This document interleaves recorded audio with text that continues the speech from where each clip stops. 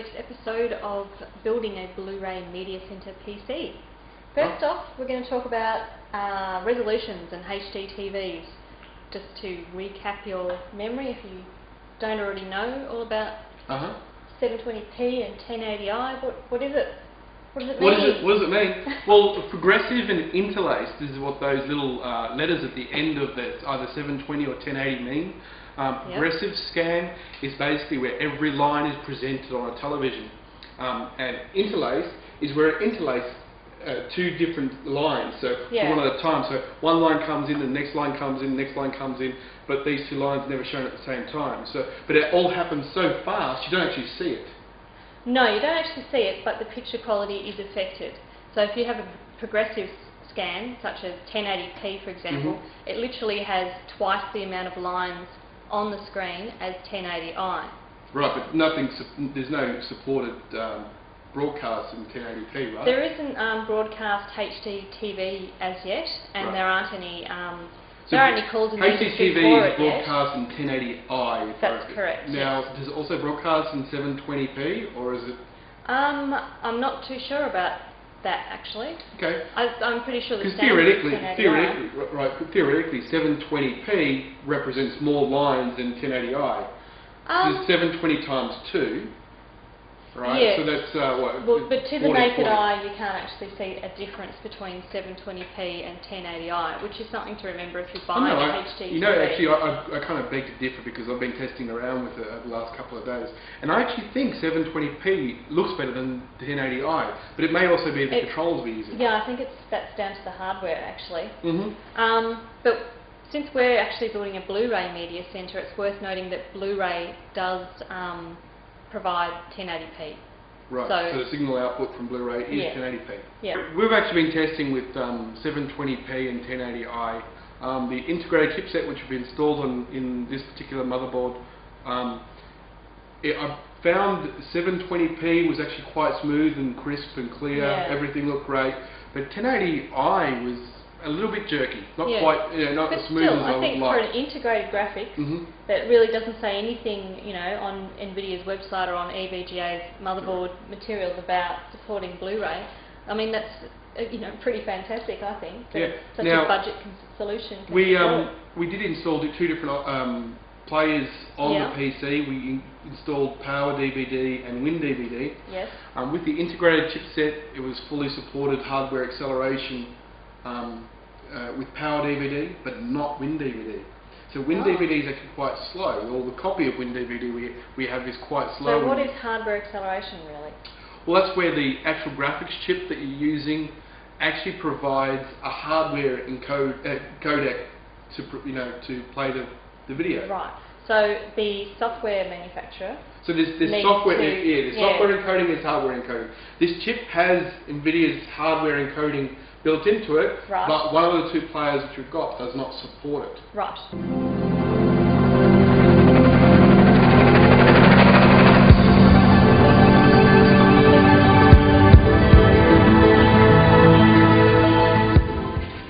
Okay, so here we have both our different players installed. But first of all, we'll start PowerDVD. We have a copy of Ghost Rider put in the player itself. What we'll do is, if you hit the play button first, we'll have a look at quality. The resolution that we have at the moment is set at 720p, so just resume from where I've been testing. Okay, so as you can see, we've got fairly smooth playback there with no problems at all. It's actually perfectly smooth. But what we need to do is now actually stop the video. Here we have all your standard control panel. Now this is the advanced version or the ultra version of PowerDVD, so there will be a couple of extra options here. One of the options that is on by default is the region of your Blu-ray DVD. There's 3 different regions where you are in the world. We've got it set to B at the moment. And changes remaining 4, right. Right, so I've changed it once from the default install, so we shouldn't have to change it again. But it's really unfortunate. I do travel over to the US on the odd occasion, and it's nice to be able to pick up something over there without having to worry about changing regions around. Sure, not to mention eBay purchases and things. Yeah, I mean, I legally purchase those products, so... Yeah, so it is annoying if you... Yeah, so what happens if you do go over these 4 changes? It locks it out. And basically, whatever the last change is, that's where it stays. You cannot change it again. So can you uninstall the program and reinstall it? Well, you'll have to uninstall the operating system, so it does put entries in the registry as well. I'm sure there will be programs out there that will be able to remove that. But unlike our personal DVD player, it is region free, and we don't have to worry about that whatsoever. I mean, it doesn't matter where you buy it from, as long as you buy it legally, it's the main thing, right? Okay, so this is PowerDVD. The other one was WinDVD. Does it have the same problem? It also has the same problem. Now, actually, out of the Blu-ray DVDs we've got, some of them are US and Australian region. Some are not. So that's another thing which we have to look into. And unfortunately, they're not actually labelled as multi-region. Now, we've got your video codec profile up the top here. We've got enable hardware acceleration.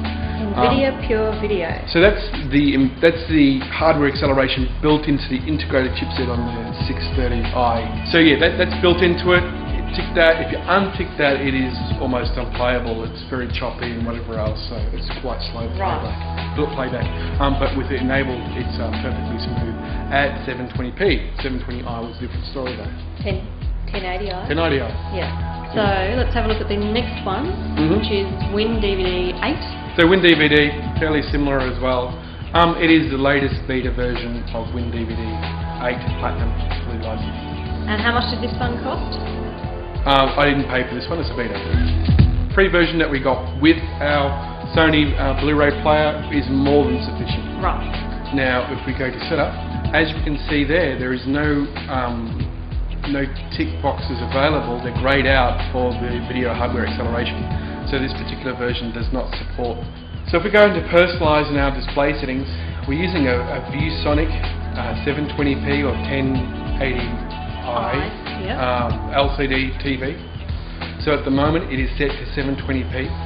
If we go up to 1360 by 768, yep, we'll click apply there.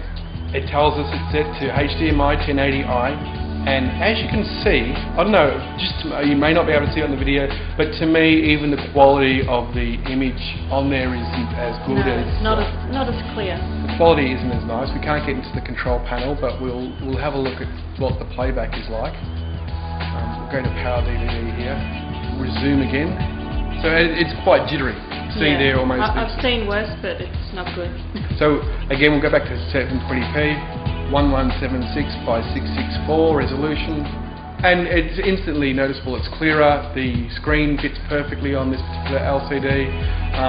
The NVIDIA control panel allows you to stretch skew the desktop, so you can do that. Right. But that's just that particular integrated graphics card. And in all honesty, the fact that this integrated chipset supports both these, or works under both these players, although better under one than the other.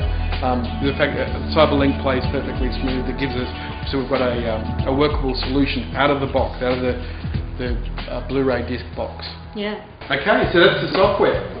Yeah, well that was really just the first round of tests, wasn't it, with the 630i chipset. We're not actually going to leave that as our graphics solution for this Blu-ray Media Center. Yeah. Even though you can play 720p and it's pretty much okay, you can't get 1080i working. Yep. So we are going to try out some other solutions, some hopefully better solutions. So I'm sure they will be better solutions. So we've got three different graphics cards. A nice broad range of price ranges as well, anywhere from like a $30 card up to a card that's worth a couple $100. Right.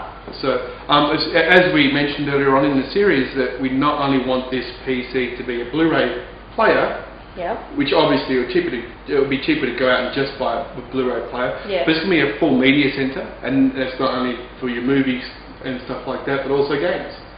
Yeah. So we want the graphics to be able to play games and all, and although the integrated graphics on this particular board can play some games, reasonably. It's not bad, but you could do better. I mean, if you're going to spend all this money on the BD-ROM and the case and the hard drives and all the rest of it, you're not going to skimp out on the video card. So that's what we'll get up to next week. Yeah, definitely.